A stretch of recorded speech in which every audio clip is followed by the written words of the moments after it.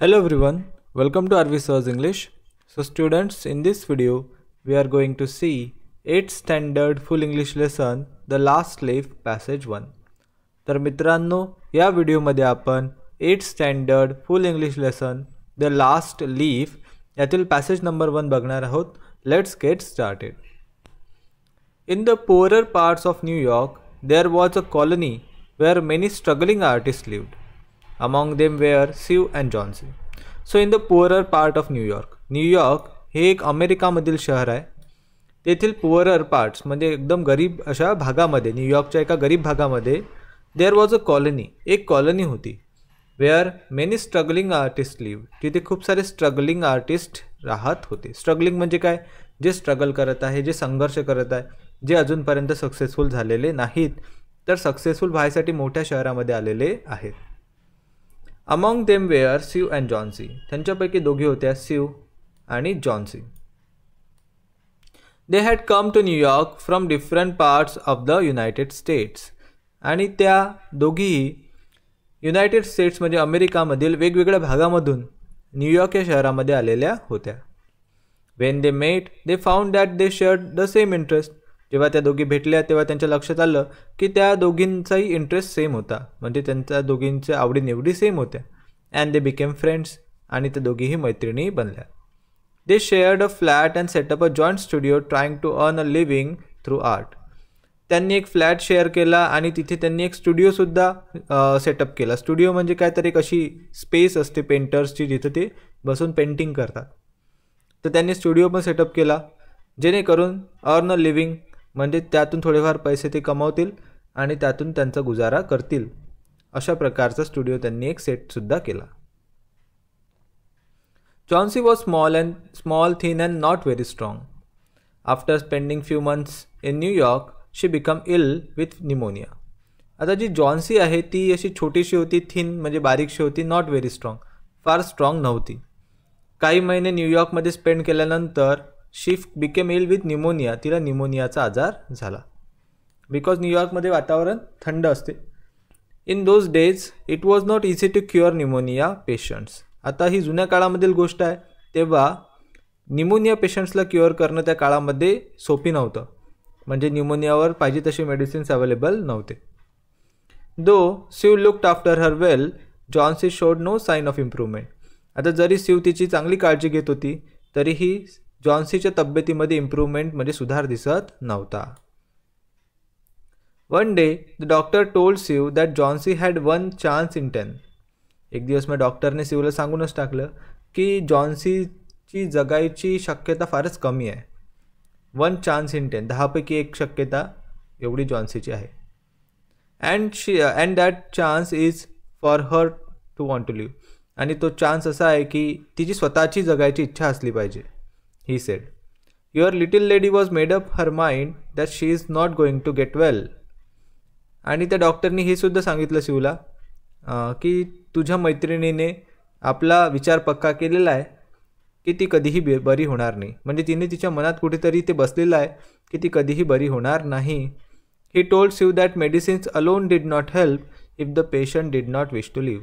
आणि त्याने हे सुद्धा सांगितलं की मेडिसिन्स म्हणजे औषधं तोपर्यंत काम करणार नाहीत जोपर्यंत त्या पेशंटला स्वतः बरं व्हायची इच्छा नाही.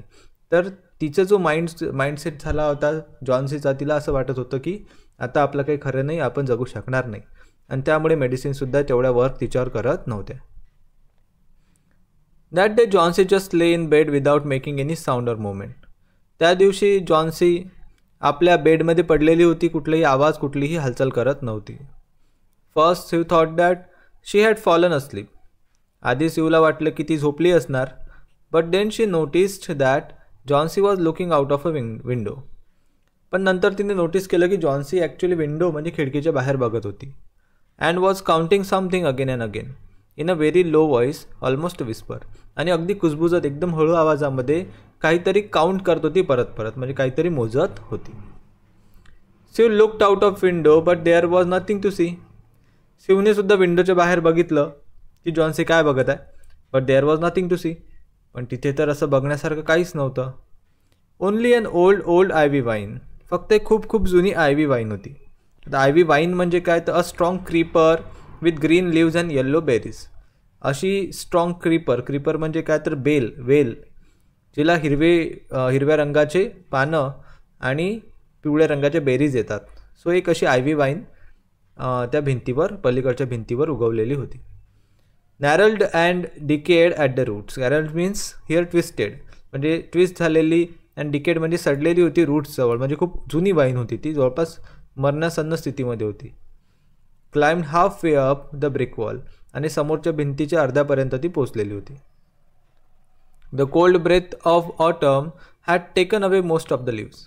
आता ऑटमच्या थंडगार वारे वाहत होते आणि त्यामुळे जवळपास त्या झाडाची म्हणजे त्या वाईनचे पानं गळलेले होते. Only the skeletal branches were left clinging to the bricks. फक्त ते स्केलेटल ब्रांचेस म्हणजे पानं नसलेले त्या ज्या ब्रांचेस फांद्या होत्या तेवढ्या त्या भिंतीला चिटकलेल्या दिसत होत्या. What is it dear asked Sue. मग स्यूने जॉन्सीला विचारलं की काय झालं, तू काय बघत आहेस.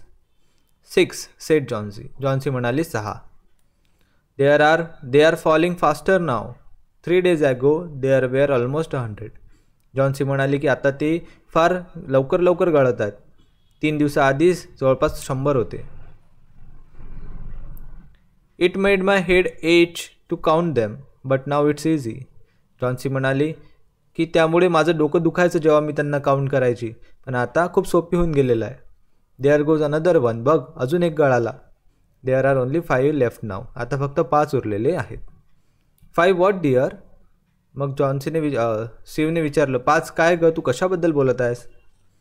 लीव्स. तर ती म्हणाली पानं. Only the ivy vine. On the ivy vine म्हणजे आयव्ही वाईनवरील पानं, त्याचे पानं. When the last one falls I must go too. आणि जेव्हा लास्ट म्हणजे शेवटचं पान गळणार तेव्हा मी सुद्धा हे जग सोडून जाणार. I have known that for 3 days. मला हे 3 दिवसापासून माहिती आहे. Didn't the doctor tell you. डॉक्टरने तुला हेच सांगितलं ना, असं स्यू जे आहे जॉन्सी जी आहे ती स्यूला म्हणाली. Oh I never heard of such nonsense said Sue. Sue म्हणाली की अगं इतकी मूर्खपणासारखी गोष्ट मी आधी कधीही ऐकलेली नाही. What have old ivy leaves to do with your getting well. त्या जुन्या आयव्ही लिव्स म्हणजे त्या जुन्या आयव्ही पानांचा आणि तुझ्या बऱ्या होण्याचा काय संबंध.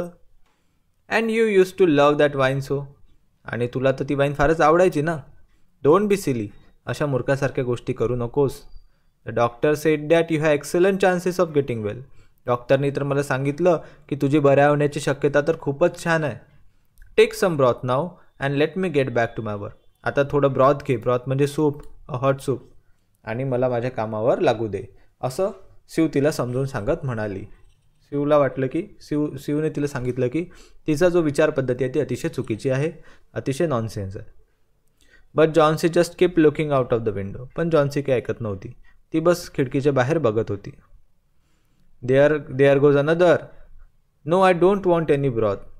That leaves just 4.